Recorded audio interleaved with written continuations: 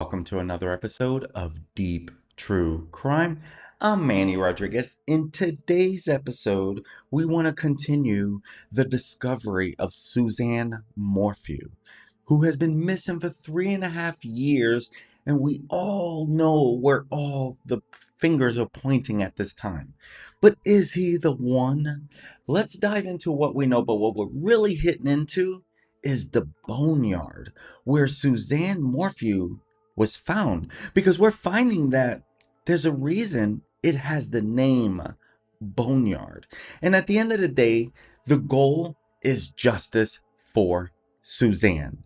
But in a gripping search for the missing Colorado resident, Edna Quintana, investigators they stumbled upon the chilling discovery in this sinister landscape known as the Boneyard.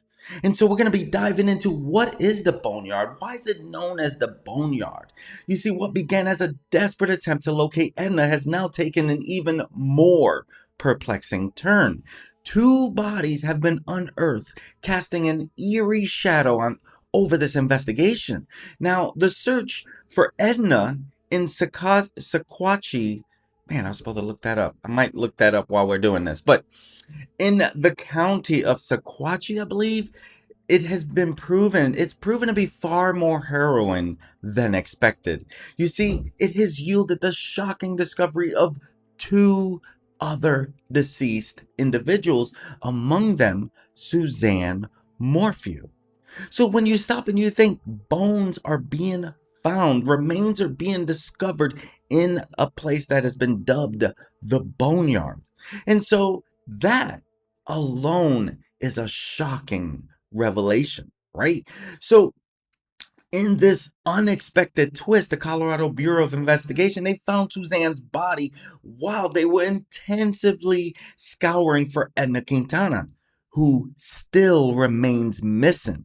You see, Edna, she's been characterized by her family as a timid and modest individual, and she had apparently found herself involved with a dubious group before her unexplained disappearance. That's what her parents, her family, her people, the people closest to her are saying. Her loved ones, they grapple with the unknown. The circumstances surrounding her association with that mysterious group has only deepened the shroud of uncertainty. Now, furthermore, another significant revelation came to light during the July search for Edna Quintana, the remains of James Montoya. He has been identified as yet another victim who was discovered in the remote part of Saguache County. Now, we'll dive into that as well. We're going to dive into James a little bit. We're going to dive into Edna a little bit.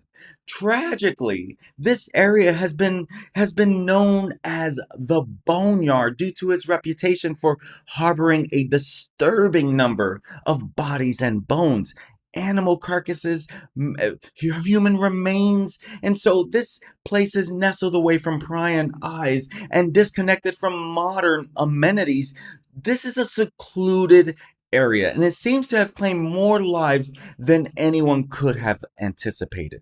And we're going to even hear from a wildlife association where they say, yeah, sometimes we don't know where to put the carcasses of animals and they put it over there. And so you know that that's also part of it.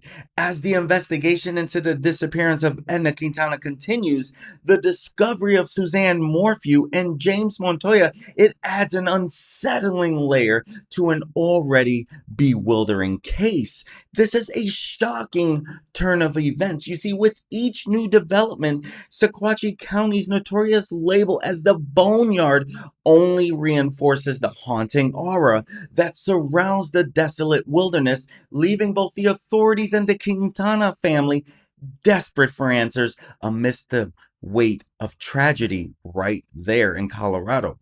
But Suzanne Morphew now being found after 3.5 years, and we already know that all eyes are on the person who was once arrested. Then the charges dropped with prejudice so that they can then pursue it later because they did believe they were going to find Suzanne. I don't know if that was just a thought because they were not looking for Suzanne when they found Suzanne's body. And so at the end of the day, hashtag justice for Suzanne Morphew, because Suzanne deserves justice. And now that we know her body has been found, now we can work on solving it. Don't go anywhere. Let's dive deeper. I'll be right back.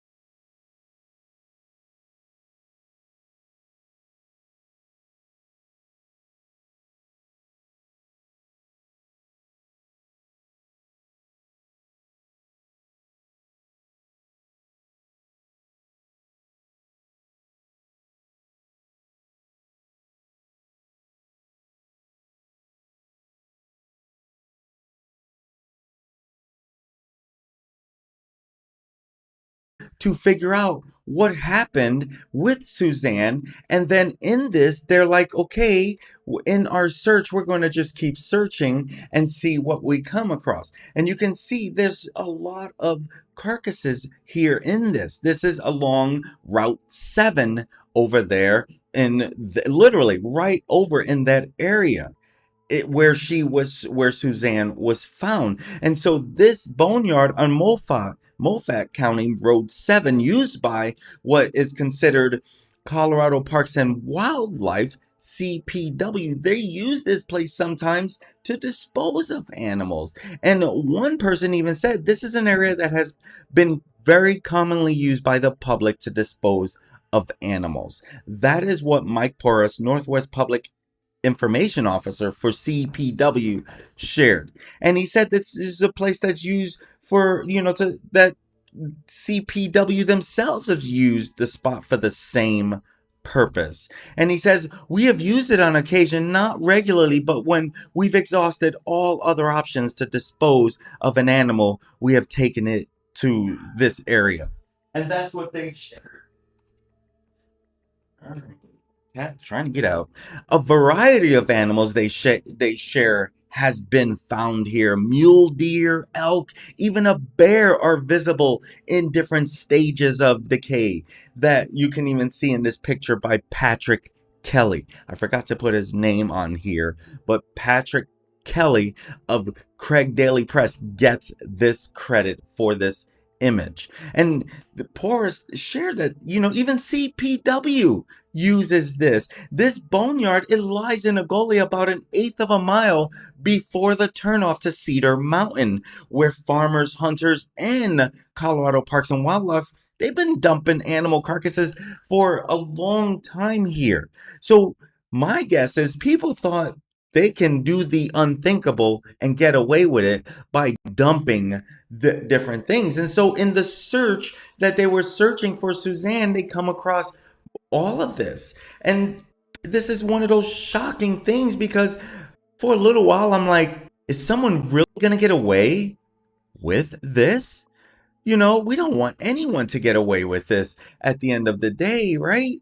Now, this is Edna Quintana, and this is the Marine James Montoya, who was set to take off. The day before he was set to leave is when he disappeared. And as I shared, his mom said that they're even calling that place the Boneyard because of so many people are being located there. But again, it's people and carcasses. And we want to know what happened to Edna as well, right? You see, James Montoya, he vanished on April 2nd. That's what his mother has shared. And she said that James had taken an Uber to a bar that night in Lakewood, Colorado, which is around the Denver area, where he met and later left with two men. And his live-in girlfriend, she says that she noticed that he hadn't come home about dawn, and that's when she decided to report him missing. That's what the mom of James has shared. And Montoya, she says that they probably were going to hang out, or maybe they were going to give him a ride home. And she says that she knows the individuals may have been involved in her son's disappearance, but she didn't want to discuss any of the specifics because this is an ongoing investigation. And of course, whenever the investigation is ongoing, you don't want to give out too much because it can actually mess up the case. But she does believe that the people that were around him have something to do with this. She's not saying that the person who did this to him also did something to Suzanne Morphew. We all have an idea who that credit goes to, but we're going to dive into that here in a second. We want to make sure that we do not forget about Edna Quintana and Marine James Montoya, because here, thanks to the search for Edna, they found Suzanne. Let's not forget about Edna as well. And you know, James Montoya, his mom says that her son loved to laugh and was very family oriented. And he installed kitchen cabinets for, a part of Home Depot, a contracted company by Home Depot, a subsidiary of Home Depot, after doing some work erecting cell phone towers. So he had a job. He was an upstanding citizen. He was a person that wanted to go serve his country. And she says that he had an appointment the next day with the Marines. That was his lifelong dream, to join Marines. And he just felt like you get respect when you're a Marine and have the chance to fight to defend this country. I agree 100%. Not that my opinion matters, but I want to give my take on that because that is a very respectful thing. Even when I look at a Marine, I'm like, thank you for serving our country, and you are a tough noogie, right? You are a tough nugget. You are someone who really likes to really, you're not afraid. And his body was found in July in the foothills west of Saguache Peak off of County Road 46AA. That's someone that, it's like, wow, this guy goes missing. Now we want to know what happened in that. Why did he go? What happened? Who did this to him? How could someone do this to him? And Now, Edna Quintana, 5 feet 3 inches, she still remains missing. She weighs 110 to 120 pounds, and we want to know what happened to her. And with that also being said, here's a little information about her. If I can find that, there we go. So this is her here.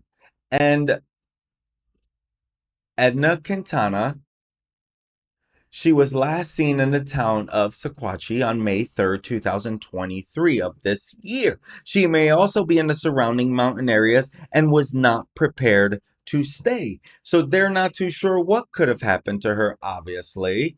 And we want to keep thinking and finding her. She has acquaintances in the center, Colorado and Saguache, Colorado, that may know of her whereabouts. She may be scared, so if you see her, please make sure she knows she is safe and call 911.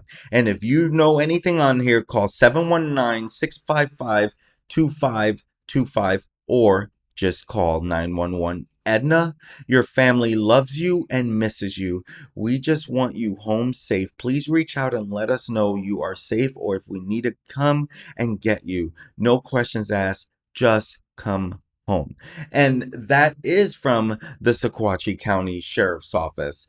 You know, she deserves a voice. We want to know what happened to Edna, right? As the search for justice for Suzanne Morphew continues, we want to find out what happened to James Montoya. Now, with Edna, she's just missing. We don't know what happened. We don't know if she's just if we don't know if she's passed. They have not confirmed anything that they suspect anything like that. They've not said anything along those lines. So technically speaking, we don't really know in that aspect of that. We do know that she is missing. So if you know anything, keep your eyes open and your ears open and share with whoever will listen because they're missing, right? And so what about what's happening next for Barry Morphew? Well, as the investigators were searching for Edna Quintana, that's when they come across Suzanne. And we always knew that this was probably going to come back to life if her body was ever found. And they were even saying after the snow clears and we could get a better search, we have an idea of where she is. Now, you have to keep in mind that there is actually a lot of GPS readings that kind of tie Barry to his locations. And there's a part, and I'm gonna show it to you, where it he actually might have been proven in his lie. And even his lawyer's like, almost sounding like skeptical. We think he's as innocent as he was since day one, something along those lines. And, you know, Barry, he was arrested for this. Both Barry was having his affairs, Suzanne was having her affairs, and she even had texted her lover that day that, like the day that she went missing, Mother's Day, and she was so when she was discovered, we're going to find out what she was wearing. Was it the day that she took the picture and sent it? Was it the same thing she's wearing when she sends that picture to Jeff Libler? That is something that is definitely really hitting my mind. Like, okay, is that, that's not going to be good for Barry if he did do something like that, right? And really, when we stop and we think about this, at the end of the day, if he has something to do with this, no doubt we want answers. Is that not a fair statement? We want answers if he has anything remotely to do with this. And, now that we know that she's been identified, now we can actually start trying to get justice because Barry had a lot of suspicious activity in the timing. And if you've been following my channel, you can check out the playlist list on Suzanne Morphew. I literally went through that affidavit page by page, basically reading it. It was early on in my channel, and am always learning. And so one of the things I did was I read basically the whole affidavit to know what they have on Barry. And at that time, I'm like, they're going to need more if they're going to get a conviction on him. And lo and behold, they do get more. And with that, now we know that Suzanne, her remains have been found. Now we want to know, okay, now that we know her remains have been found, now let's ask, you can see this when from the Daily Mail on her remains being found and positively identified. This was such a joyous day because we don't want stories to just disappear. We don't want lives to just disappear. You know who wasn't advocating for her and taking to social media and doing everything under the sun? Her family. I really didn't see and hear from her family too much about her daughters. Was like, our dad didn't do anything. I think that I heard a lot more about their dad being innocent than where's mom? Come home, mom. Where are you? Not like this, in this backstory, I don't know everything. I was not in the family. I can only share what I've learned through a lot of diving deep. But I do know that she had more advocates from the true crime community than she did for her family, rah, rah, rah, and around her. I don't know if that's right or wrong. I don't know if they just wanted the privacy I don't know. I don't know. I just felt like more voices should have been for Suzanne Morphew. Instead, they were more for Barry's innocence. I could get that if you truly believe he's innocent, but your mom is missing. Your family member is missing. And there's a lot to the story, including, who Barry was owing money to. All of this gets really shady through this, right? And so we want to know, why did this happen to her? Suzanne deserves a voice. And that's exactly why I do this channel, because these victims deserve a voice. She goes missing, or she's last seen May 10th, 2020. She sets out for a bike ride from the home that she shared with Barry. Her bike is found the day that she went missing. Okay? But the helmet's not found the day that she goes missing.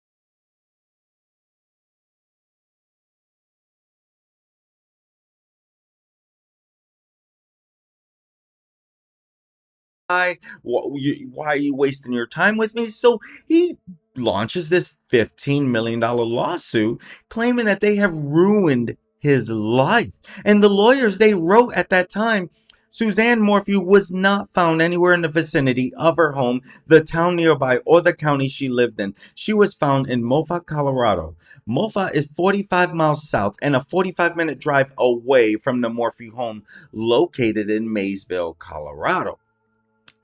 And, we know that her remains were found in a shallow grave in a dry desert field. And these statements, contrary to prior accusations, her remains were not found in a rocky mountainous region near her home, not in a location that was a difficult spot to get to, or near the home and impossible to get to due to being in a mine or under frozen tundra and buried under 6 feet of snow. That's what the statement is that they are releasing and that they're sharing. It is part of this lawsuit. Okay. And the lawyers, they also pointed out that other bodies being found in the area of desert fields where Suzanne's was found, it's got so bad that locals have nicknamed it the Boneyard. And the statement read, what needs to be done, instead of pointing fingers at Barry Morphew, is asking the officials about the number of missing people and number of human remains that have been discovered or recovered in or from Saguache County in the recent past. Whatever happened to Crystal Reisinger, Edna Quintana, Suzanne, the man whose remains were found by Saguache County Sheriff's Office in the foothills on July 26th? That is the Marine I shared with you. Or the remains of the person found in another area in Saguache County last weekend. Barry was arrested for Suzanne's murder on May 5th, Cinco de Mayo 2021, but charges against him were dropped without prejudice. Maybe I've been saying that wrong. I think I said with prejudice, right? It's without prejudice. My apologies on that. And so those were dropped on April 18th, meaning that he could be charged again at a later date, as I shared. And so that's their defense. The lawyer for Suzanne Morphew, for her husband, should I say, for Barry, so they believe you guys are barking up the wrong tree. Of course, they're going to say that, right?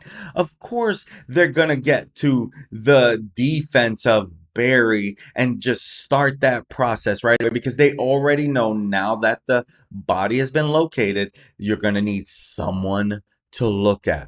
And that's where they're like, you are blindly pointing at my defendant or my client, which Iris Ayton, I believe is how you pronounce it. She's been his lawyer from the beginning. And she's been fighting for him from the beginning. My guess is she's going to be fighting for him till the end.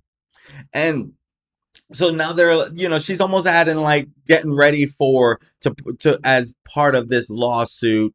She spoke out against what she called the overriding focus on finger pointing right back where it started 3.5 years ago, because as soon as it was found, she's right. Everyone's like, okay, you're in trouble. But there are some things that really add to this. And we'll get to there. I know we'll get to there. I'm just really trying to get a quick, really share with you what's come out since then when I did the video a few days ago when she was discovered. And so I want to share with you where we're at. But his attorney noted that the remains were found 45 miles south, nowhere near the family home, which I shared with you.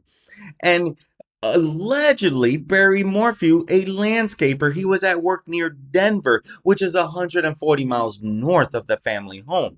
And obviously, I'm building this up so we can say, look, you might have been caught in a lie. And so this 130-page affidavit, which was made public in September of 2021 after his arrest, prosecutors suggested that from 2:47 p.m. on May 9th, 2020 until 5:37 a.m. on May 10th, he took steps to dispose of evidence in Suzanne Morphew's disappearance and death, create a false alibi for himself, and stage a crime scene. And here's the thing, he was caught in a lie.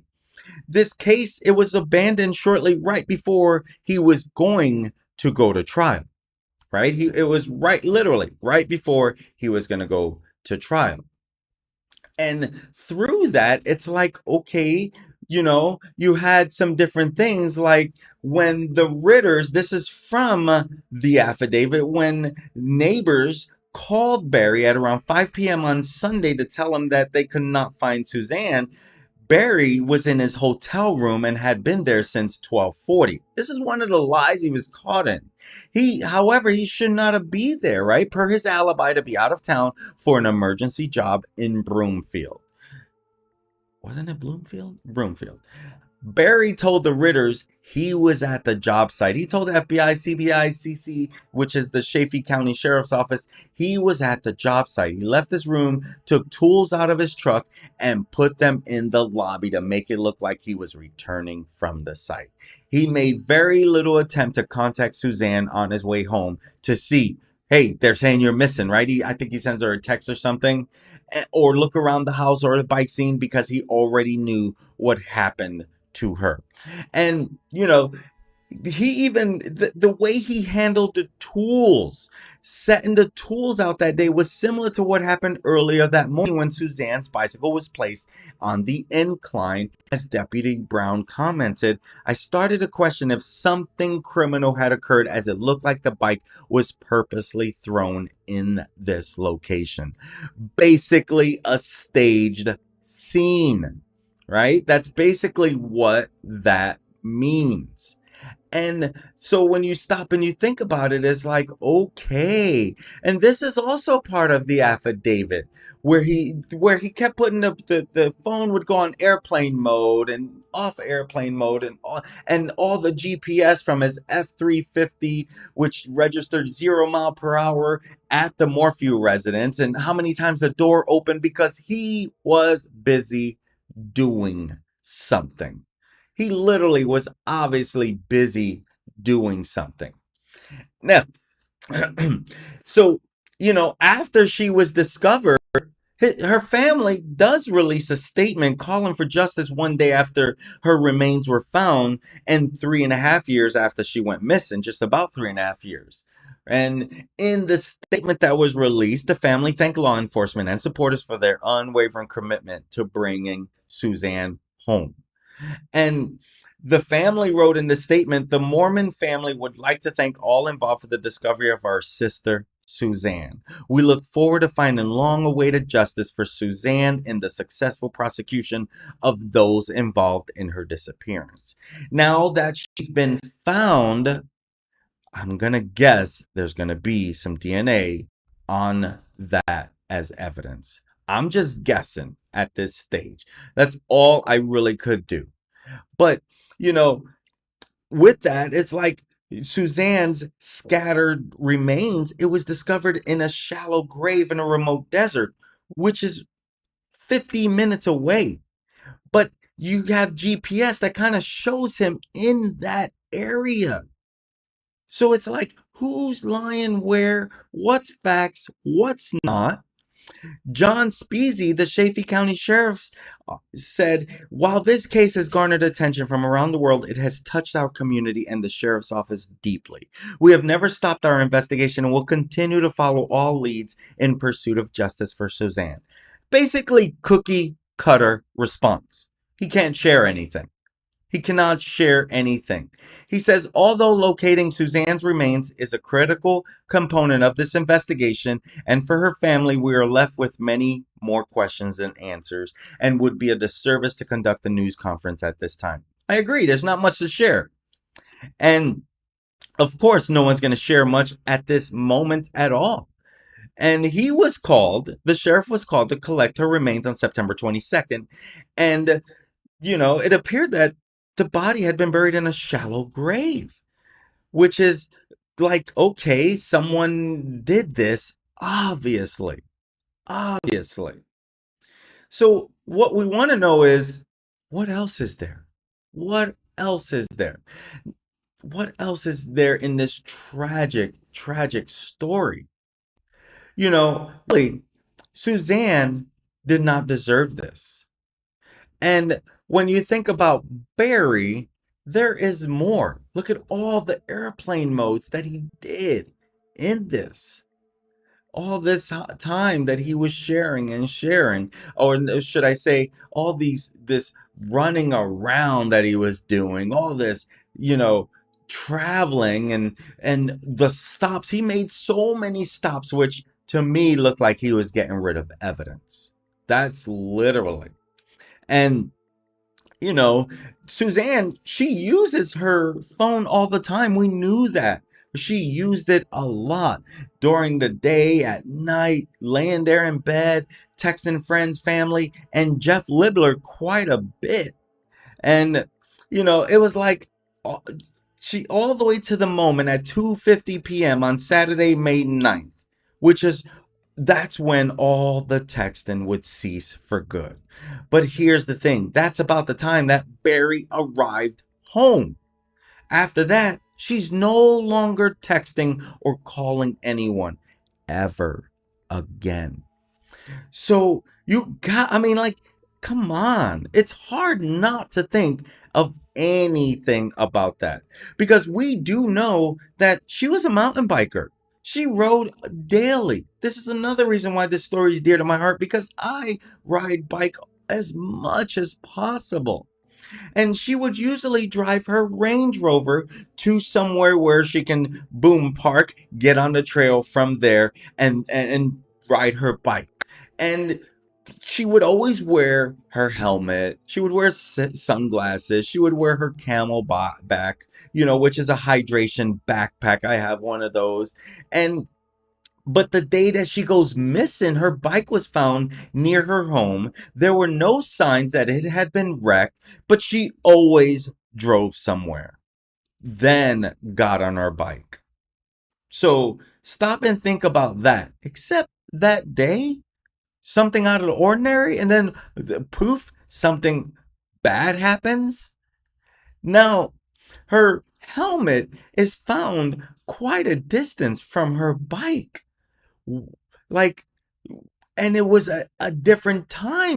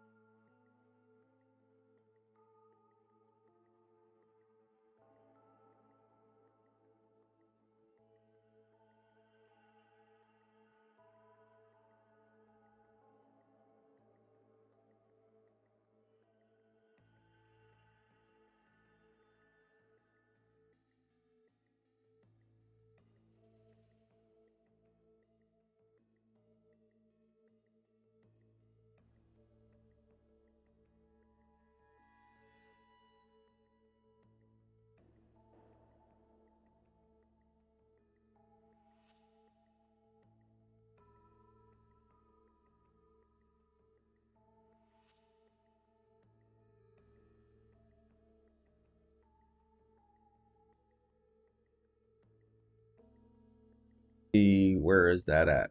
This right here, this Karen. This was pointed out here. Oh, this was pointed out. So, in the highlighted area, Crestone area. This is literally a place that is a part of. I dug deeper into that.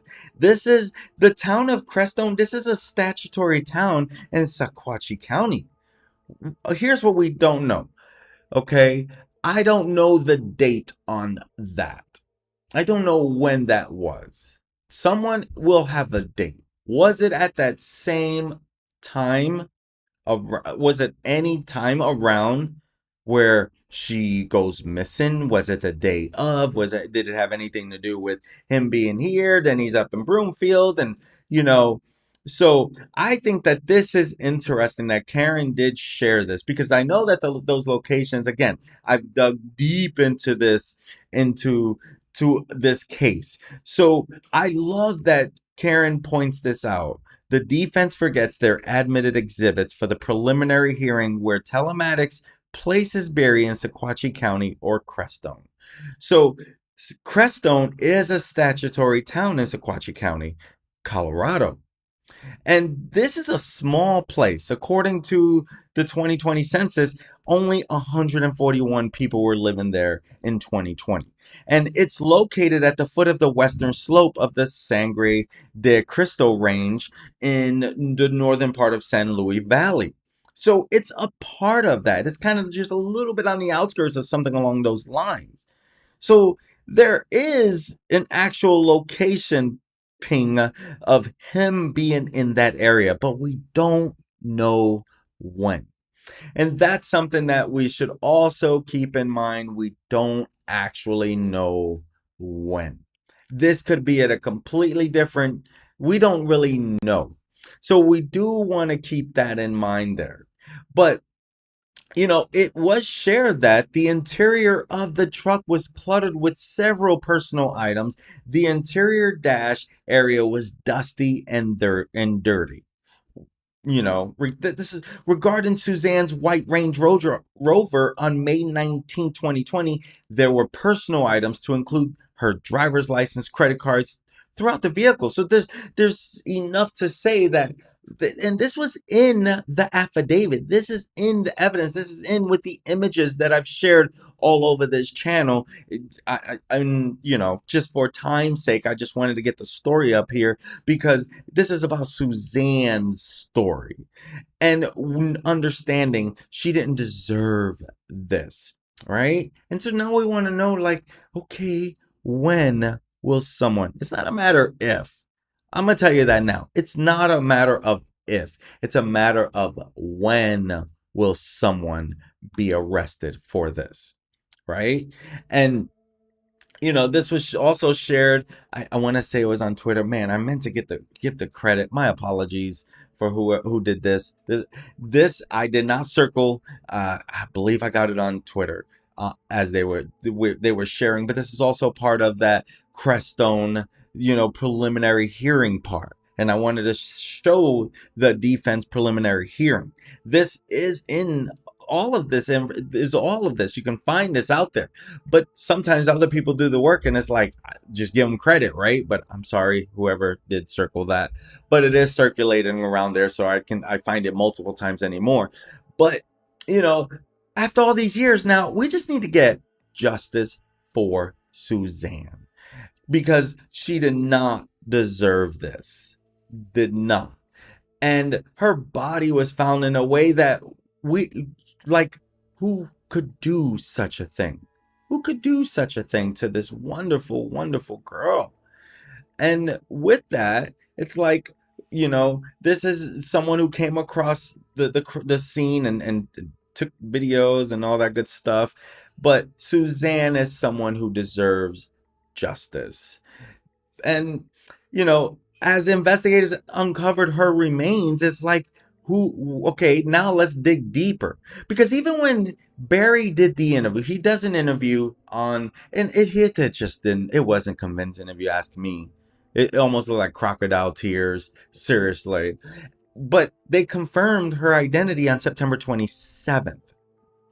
And that's, as I shared in the last video, that they literally were quick to try to get answers on who this could be and who they had to confirm it was. But we know without a shadow of a doubt she didn't hurt herself. She didn't do anything to herself. We know without a shadow of a doubt. Nothing she did to herself on this, right? But we know that on Mother's Day, of all days, on Mother's Day, and even though Barry spends 5 months in jail and then 6 more wearing a GPS ankle monitor, though that case is dismissed at that time without prejudice. It was dismissed without, which I shared. I might have shared that wrong earlier, but really we want to know why this happened. We don't, and who's going to be held accountable for this. And what happens next? Literally. Well, my friends, at the end of the day, at least we know we're getting closer. I truly believe we're getting closer because it's been confirmed that the GPS from his truck and the tracking evidence from his cell phone may show that he was not in Saguache County, or it was in Saguache County in that May 9th or 10th, the weekend. So, but sources close to this investigation confirmed that his GPS on his truck and tracking does show that it is from a cell phone. That, let's see what happens, because this is stuff also from the defense. Maybe they made a mistake. Who knows? But they're the ones that admitted the vehicle forensics, right? But there's no dates or times that are showed on the reports to really ask. Why? Why did they purposely leave that off? I don't know, right? I don't know. Because, you know, really, if you stop and you're like, this interview that he had, I really felt it did not show him truly wanting answers. Out there. I'm trying not to have it. It's like he does this. It's almost like, let me fake it. Uh, Look at the forehead. Let me keep my face like this the whole time. And I could probably literally do that myself. I'm not a fan. I know that this is probably not how, I should be doing this. I also like to play detective. That's why one of the reasons why I did this. I like to dig deep. That's something that fascinates me. But you can look at him and be like, this has been shady since the beginning. And the way he came across, no amount of money, whoever has her, I feel like the words that he shared were like, they did not. I just don't feel like that it would go that way. Any amount of money, no money is big enough. Why are you bringing up money? Like, I don't know. I'd have to dig deep into other little type of videos where someone got up and said something that might have been real and compared it to, because this just did not. I didn't feel it. I didn't feel that this was real. We'll find out if I'm wrong, though, right? We'll find out if I'm wrong, because truth is, this is not about me. This is about Suzanne Morphew, taken from this world way too soon.